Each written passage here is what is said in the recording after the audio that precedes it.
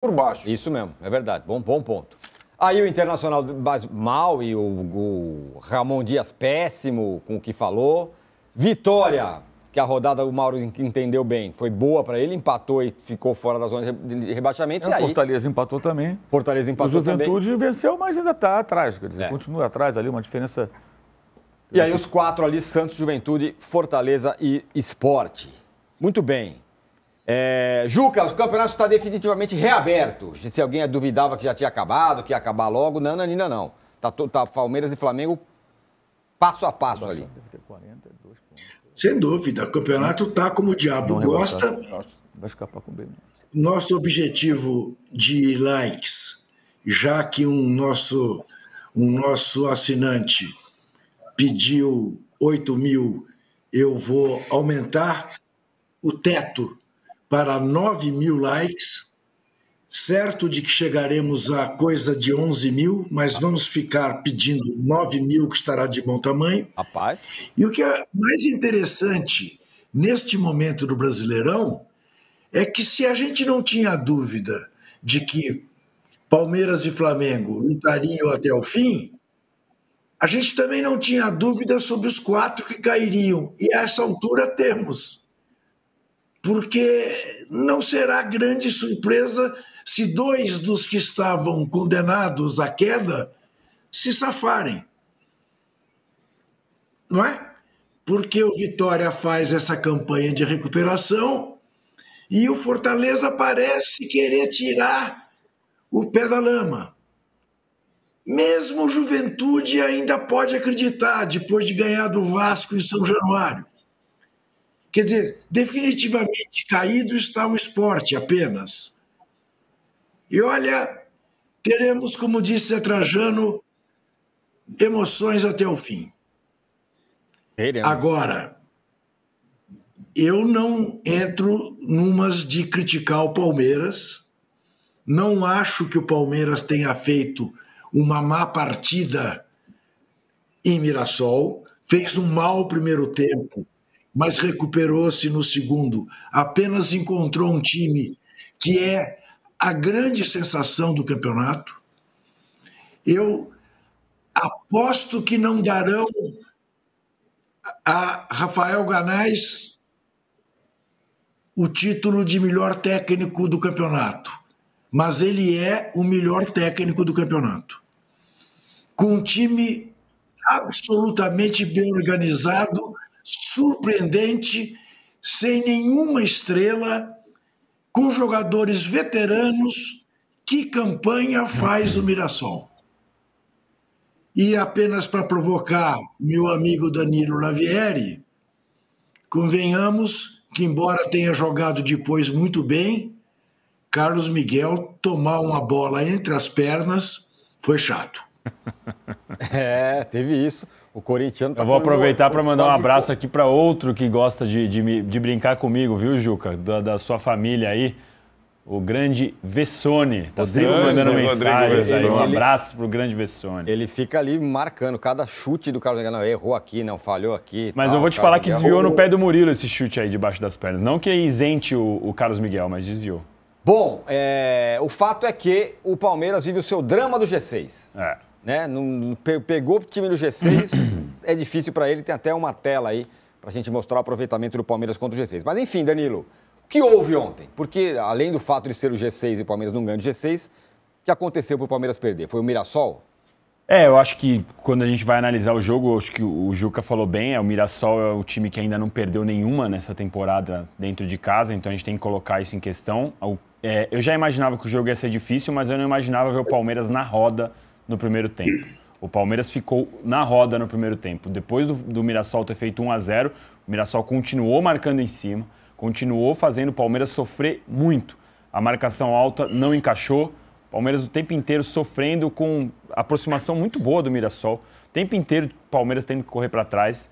Então, fiquei bem surpreso. De novo, eu imaginava que o jogo ia ser difícil, mas ver o Palmeiras na roda do jeito que foi no primeiro tempo, não imaginava.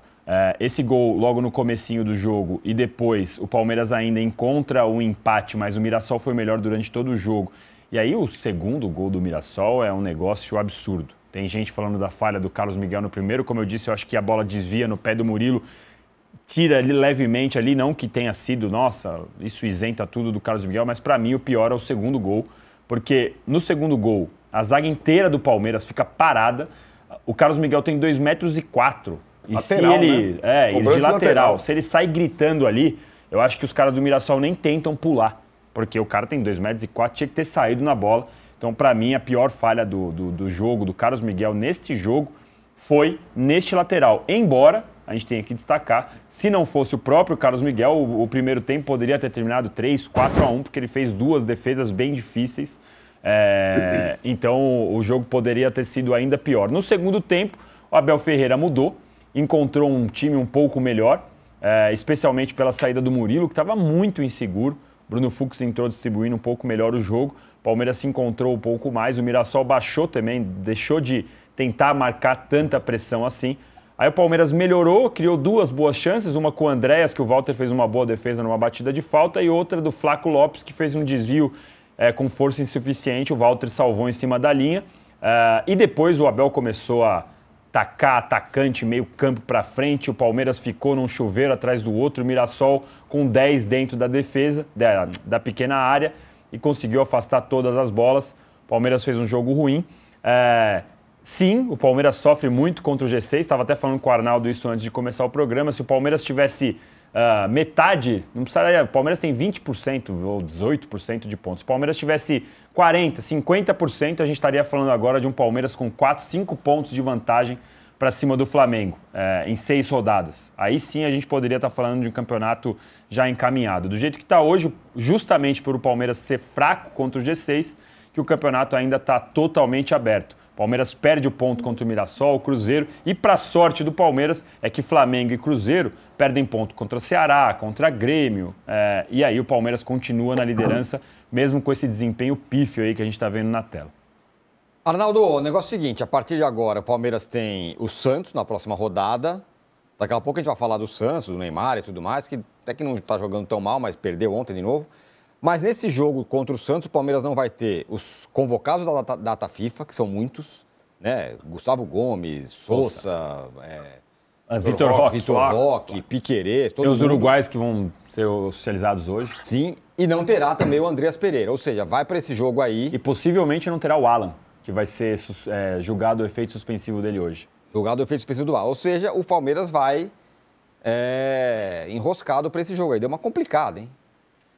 Bom, isso tudo já estava na conta, né? A partida contra o Santos mutilado por desfalques. É bem curioso, Tironi, porque as 2 rodadas, agora referendando ou trajando a sua enquete precipitada da semana passada, as 2 rodadas, essa que passou e a da data FIFA, favoreciam, na minha visão, o Flamengo e eram mais hostis ao Palmeiras. Então a possibilidade do Flamengo recuperar a liderança é bastante grande. Já era, e depois esse final de semana, mais ainda, né? O Flamengo ganha o jogo do Santos, depois a gente vai analisar todos os pormenores, e o Palmeiras perde em Mirassol. E agora o Flamengo visita o Sport, também com desfalques do Flamengo, mas visita o Sport na Arena Pernambuco, rebaixado, e o Palmeiras joga o Santos jogando tudo na Vila Belmiro. Então é bem provável que a gente chegue aqui na segunda-feira e o Flamengo seja o líder do Campeonato Brasileiro. E aí faltando poucas rodadas. E aí eu vou voltar à questão do Palmeiras com o G6, porque o Palmeiras se tornou o maior especialista nas mãos do Abel no Campeonato de Pontos Corridos e quase sempre conseguiu ser campeão sem precisar ganhar confrontos diretos. O ano passado não foi assim. O ano passado ele estava emparelhado não com o Flamengo, com o Botafogo, perdeu o confronto direto com o Botafogo, vice-campeão. Então, quando você tem um adversário muito forte, como é o caso do Flamengo, como era o caso do Botafogo, você precisa ganhar confronto direto também. Senão você não ganha o campeonato. Porque o que vai acontecer nessa hipótese banal, o Palmeiras empatar na Vila e o Flamengo ganhar no Recife, vão faltar poucas rodadas, não tem mais G6, mas o Flamengo só vai depender dele. Certo? Aí seria o líder faltando poucas rodadas. Então, essa é uma questão, porque o Palmeiras não digo que seja enigmático, o Palmeiras do Abel é uma coisa, ele é diferente de todos os outros times do Campeonato Brasileiro.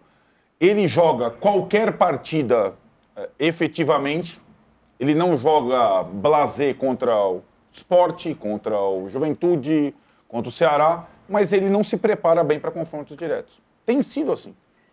O Flamengo é diferente, o Cruzeiro é diferente, todos são diferentes, né? E o Palmeiras tem essa situação de...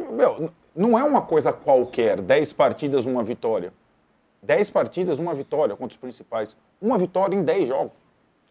E aí significa, em relação ao Flamengo, simplesmente 6 pontos para o Flamengo, 0 para o Palmeiras. Isso pode fazer a diferença na parte final. É isso que a gente está falando. E é interessante a gente ver essa mudança de humor dos dois lados de acordo com resultados. Mas eu entendi que todos os resultados recentes do Flamengo foram normais, inclusive o empate com o São Paulo na Vila Belmiro. Não foi um mau resultado. Ainda mais... Fortaleza foi, vai. Não, aquilo, né? Aquilo foi uma aberração, um erro estratégico absurdo, que está até agora na conta do Felipe Luiz, que não só custaram 3 pontos, mas condição física de jogadores, lesões. Aquilo foi um absurdo, mas foi um erro estratégico, né? E acho que o Flamengo pode se recuperar nessa circunstância toda. E segunda-feira que vem nós estávamos falando de outra situação, um líder novo faltando poucas rodadas para acabar, né? Então, eu acho que essa fotografia, ela lembra um pouco o campeonato do ano passado, quando o Palmeiras estava emparelhado com o Botafogo. O time desse ano do Palmeiras é muito melhor que o do ano passado. Sobretudo em termos ofensivos, mas ele tem uma coisa diferente também, que estava muito presente em Mirassol. Ele é um time mais vulnerável. É um time mais vulnerável. É um time que tem muito recurso técnico do meio para frente, tem uma dupla, tem o Vitor Roque encantado e tudo mais, mas é um time, não é o Carlos Miguel só. O Palmeiras toma gol de tudo quanto é jeito, muitas vezes. E é muitas vezes alvejado. Pode ser o Carlos Miguel ou o Everton. Então tomou gol de lateral, tomou gol do Gabriel no começo. Vários jogos o goleiro tem que trabalhar. Então essa é uma característica deste time do Palmeiras que é gostoso de ver jogar. Ontem foi legal o jogo também, né? É o time do consumo externo agora. E acho que essa situação, da falência em relação ao G6, ela não é decisiva, mas ela pode custar o campeonato de novo, como custou o ano passado, né? Então é uma farpa na mão do Abel, e em alguns jogos a gente elogiou tanto, que é difícil a gente imaginar que ele possa ser tão estratégico como foi contra a LDU, mas lembrando como é que foi a estratégia do primeiro jogo. Uhum. A LDU da volta a gente bateu palma. A estratégia contra o River no Monumental, a gente bateu palma. Na volta não foi tão assim no primeiro tempo. Então é uma circunstância que o Abel tem que mergulhar, porque tem, talvez não agora, mas pro jogo do Flamengo, da Libertadores, e para coisas futuras. Tem jogos que você precisa se preparar de uma forma diferente. O Mirassol, Tironi, é sensacional. O Guaná, estou com o Juca, melhor técnico do campeonato. Mas o Abel viu o Mirassol jogar contra o Botafogo e o Fluminense? Como é que o Botafogo e o Fluminense jogaram contra o Mirassol? Que o Mirassol passou zerado, sem chutar no gol praticamente, nos 2 jogos, né? O Fluminense não joga nada. O Mirassol não deu um chute no gol do Fluminense. Foi 1-0, um gol meio... Mas o Fluminense jogou bem. E foi na quinta-feira, quando o Palmeiras jogava contra o Santos. Então o Mirassol não vinha de 2 atuações brilhantes, não. Inclusive contra o Botafogo, em casa, ele poderia ter perdido a invencibilidade. Mas eu me assustei com o primeiro tempo do Palmeiras, como o Danilo. Me assustei mesmo. Parecia um time despreparado, não como contra a LDU, mas, olha, despreparado, desmobilizado, não, sem saber que aquilo lá era parte de final de campeonato. Então, agora, eu acho que cabeça a cabeça, só no número de vitórias a favor do Palmeiras, é bem possível que a gente tenha uma outra discussão na segunda que vem, porque o jogo do Flamengo é mais fácil que o jogo do Palmeiras na data FIFA. Imagina o brasileiro fosse que nem o italiano, que quando empata vai para um outro jogo. Exatamente. Deveria ser legal. Vai ter 2 Palmeiras e Flamengo em sequência. Mauro, e aí? Ontem, o Palmeiras tomou gol de lateral, um negócio estranho, né? Eu acho que o ponto... Assim, o Palmeiras tem mais vitórias porque tem mais derrotas, né? Sim. É isso. O time que perde mais que o Flamengo. E perde mais por conta de atuações assim. E acho que é um momento até importante as pessoas... Eu falei isso outro dia... O pessoal se empolga com uma atuação ou 2 de um goleiro, aí já descarta o outro, né? Acho que descartar o Everton quando ele tiver em condições por conta do Carlos Miguel é uma coisa muito inteligente. Porque um é um goleiro que está tentando construir uma história no clube e o outro tem história. E não foi só desse jogo. O jogo contra o Santos estava 0-0, saiu mal do gol. O Vitor Hugo deu uma bicicleta e a bola não entrou porque o Gustavo Gomes salvou em cima da linha. O goleiro da altura dele, aquela bola que ele sai do gol, a bola é dele. E ele manteve a bola viva ali, tanto que o jogador do Santos consegue finalizar. E o zagueiro evita o que seria o gol do 1-0, seria 1-0 do Santos ali. E ontem, de fato, ele foi mal, mas assim, esse time do Palmeiras, ele é de fato mais vulnerável. Isso aí, só olhar as estatísticas, a quantidade de finalizações que ele sofre é muito maior do que em outros times que o Palmeiras teve com a atual comissão técnica, né, dos últimos anos. Porque é um time que tem um elenco formado de outra maneira, com características diferentes dos jogadores. Então, um time que tenta jogar mais com a bola, tenta jogar mais ofensivamente e não encontrou esse equilíbrio entre um jogo de posse mais agressivo com uma defesa mais sólida, mais segura. Ela é mais exposta, então os adversários finalizam mais, levam mais perigo e aí o time perde mais jogos também. Acho que a coisa passa por aí. Ontem foi assim. Eu queria também registrar também, rapidamente, sem querer me alongar na questão da arbitragem, o Flávio Rodrigues. Assim, a falta de critério. Falta que ele marcou no Carlos Miguel, falta que ele não marcou no Walter. Ou é ou não é. Não dá para... Uma hora é, uma hora não é. Os lances são muito parecidos. Ele marcou uma falta no goleiro do Palmeiras, não marcou falta no goleiro do Mirassol. Ou é ou não é. Se ele acha que aquilo não é falta, ok. O goleiro saiu, se chocou, é do jogo, beleza. Mas ele não pode cada hora ter um critério. E aí depois ele marcou uma falta que não houve no Vitor Roque, que ele se jogou. O Vitor Roque é um excelente jogador, grande. O gol foi espetacular, mas como é piscineiro. O que ele fez contra o São Paulo no Paulista, ele continua fazendo. Se joga, não houve nada. Árbitro. Flávio Rodrigues. Bate a falta o Andréas e o Walter defendeu lá no último andar. Um lance desse que pode decidir. É insuportável ver a falta de critério desses caras. Não dá. É inevitável, você tem que falar de alguma maneira. Falei aqui que sábado o São Paulo foi prejudicado, ontem o Internacional também foi prejudicado, né, no jogo com o Bahia. Então, tem esse senão, esse pequeno senão. Agora, o que o Arnaldo falou, concordo. Assim, vai jogar contra o Mirassol fora, você vai ter que se preparar de uma outra forma para encontrar uma maneira de neutralizar esse adversário e vencê-lo. Porque por mais que o Mirassol não tenha sido derrotado, cara, nenhum time é invencível, não existe isso. Vai valer para o Flamengo na última rodada, vai jogar com o Mirassol lá dentro. Perfeito. E talvez tenha que vencer. O Flamengo pode chegar, por exemplo, 1 ponto na frente, tem que ganhar do Mirassol para ser campeão. Vai ter que capinar sentado, vai ter que dar um jeito, tem que ganhar o jogo. Na marra. Na marra. Não importa. Último jogo, você vence e você é campeão. Mas o Mirassol não perdeu. Amigo, se vira, dá seu jeito. Problema dos jogadores, o investimento que tem o Palmeiras, o investimento que tem o Flamengo, sabe? Acho que assim, uma derrota dessa, atuação dessa, é um negócio sério realmente, especialmente no primeiro tempo. Quando o Carlos Miguel falhou, é verdade, durante o jogo, mas ele fez defesas importantes, o que evidencia essa vulnerabilidade do time do Palmeiras. Porque tem isso, a gente tem que lembrar desse detalhe. Os elogios ao Guanais, ao time do Mirassol, ok, beleza, ótimo. Mas o investimento que tem o Palmeiras, o investimento que tem o Flamengo, você tem que apresentar mais. E no confronto desse, você tem que estar à mesa também. Isso é muito cômodo, não. O Mirassol é muito bom e tal, então tem um timaço, tem um investimento de zilhões, mas eu não sou capaz de vencer essa equipe. Pelo contrário, eu perco um gol de lateral, eu perco sei lá como, né? E pode ser, de fato, o fiel da balança. E acho também que a rodada, ela dá digamos assim, um choque de realidade no pessoal que fica o tempo todo tentando adivinhar as coisas como você. Né? Prever o que vai acontecer e tal. É insuportável essa coisa de toda hora querer adivinhar. É querer saber o final do filme antes de entrar no cinema. Aí, ó, tá né? vendo? Então isso é muito bom para você parar com essa chatice de querer adivinhar. Vamos curtir o campeonato, cada rodada, discutir os jogos, né? Para de querer adivinhar. O que você ia falar? Fala. Não, Trajano vai bater em você agora. Elogiou a enquete. Não. Eu vou propor uma outra enquete. Já que a enquete da semana passada está sendo destroçada, muito bem, tem que ser destroçada mesmo. Uma outra enquete que é o seguinte, tem a ver com o que o Juca falou. O Mirassol, time sem estrelas, vírgula. E o Reinaldo? Que jogador, hein? Então a enquete seria o seguinte, quem é o craque no Campeonato Brasileiro até então? Vitor Roque, Arrascaeta ou Reinaldo, o rei? Isso, boa. Outra coisa. Zé, analisando... Zé, você viu que o Abel Ferreira falou do Reinaldo? Jogador com 35, 37 anos, camisa leve, tá aí, ó. Foi dispensado do São Paulo, do Grêmio, camisa leve, tá matando a pau. Eu quero ver o seguinte, pode colocar na tela aí os adversários de Palmeiras e Flamengo? Podemos. Que é o seguinte, O campeão, quem vai decidir? Aí é só Palmeiras e Flamengo. Quem vai decidir o campeonato são Fluminense, que vai pegar os dois, Ceará jogando em casa a última rodada com o Palmeiras e o Mirassol, já citado aí pelo Mauro, jogando em casa na última rodada com o Flamengo. E o Galo. Tem o Galo. E o Galo.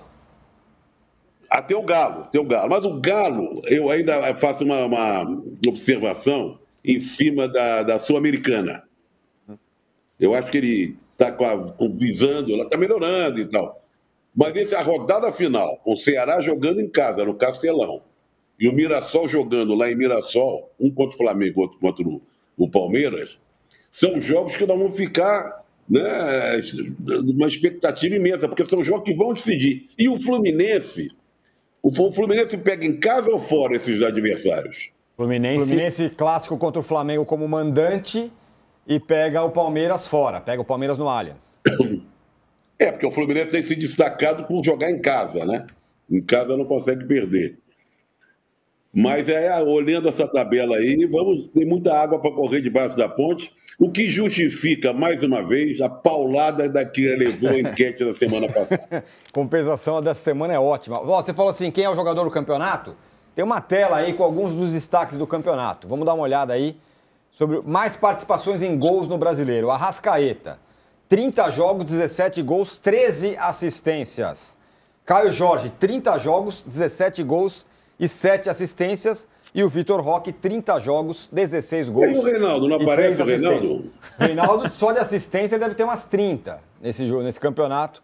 Você vê, né? Ontem, quando o jogo parecia caminhar para uma goleada, teve o pênalti, né? E o Arrascaeta chutou na trave. Então, ele poderia ir já a artilharia isolada do campeonato, com 18. Bateu cruzado na trave e depois o jogo ficou vivo, uma maluquice.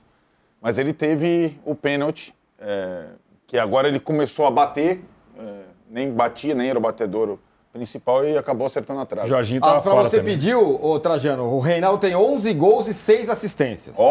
Nada mal. Nada mal. E 53 cobranças de lateral e escanteio. E muitos gols de pênalti também. Agora, a gente tá falando aqui do Mirassol. Eu queria falar com você, Juca, você. Fala do Mirassol. Mirassol não é um exemplo para todo mundo. Tá aí o São Paulo pedindo 9 para completar 10, não ganha de ninguém. O Corinthians, o Santos nem se fala, gastou o que tem, o que não tem. Tá aí o Mirassol. Veja você que situação a do Mirassol. Mirassol é uma cidade de 60 mil habitantes. Ontem tinha 11.500 torcedores no Maião. Você imagine a proporção, por exemplo, para São Paulo. Se nós teríamos um estádio com esta proporção de torcedores com o tamanho da cidade que é São Paulo comparado com o Mirassol. Não existiria estádio em São Paulo com capacidade para abrigar tanta gente. Ou seja, o Mirassol é o nosso Leicester. Com a diferença que o Leicester foi campeão da Premier League, nunca mais vai ser, mas foi. E o Mirassol ainda não foi campeão brasileiro. Mas se o Rafael Guanais continuar lá, como disse o Zé Trajano semana passada, o time conseguir não sair contratando estrelas para jogar a Libertadores, quem sabe o futuro do Mirassol? Você, âncora, que gosta de prever o futuro, embora o Mauro te critique por isso, o que é uma injustiça com você, você pode fazer, eu te devolvo a pergunta, porque eu gosto muito de saber a sua opinião. O que podemos esperar do Mirassol? É a nova sensação do futebol brasileiro? Eu acho que o ano que